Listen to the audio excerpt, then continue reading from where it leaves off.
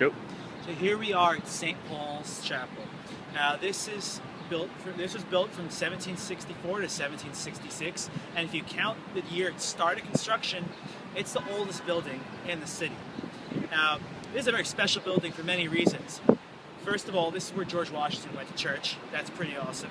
Second of all, look how beautiful it is. It's great. It's a wonderful place. Third, it's pretty interesting. This is actually a satellite church of Trinity Church. And lastly, it was almost destroyed twice. First in 1776, when the British decided that they wanted to take over New York again, set everything on fire.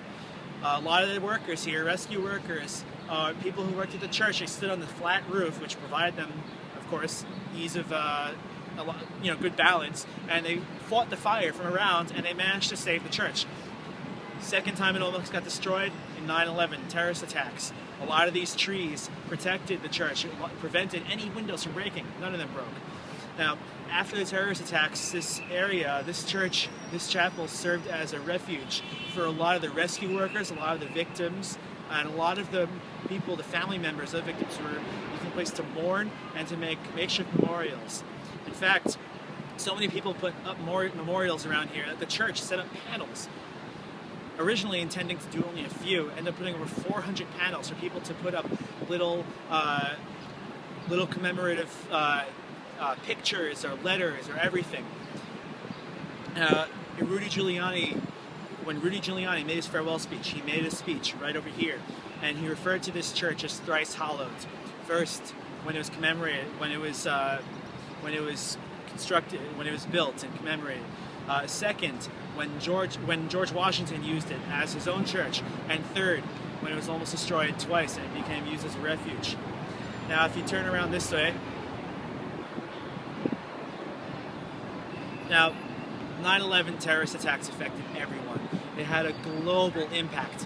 Every country, almost every country, had somebody who was lost or injured in these attacks. And it really made us realize how much New York means, how New York means something to everyone in the world. But the thing is, it's not just due to trauma and hardship, but also hope and resilience and strength and rebuilding and coming together in times of hardship, in times of trauma and danger and in bad times. It's this that really makes New York, New York.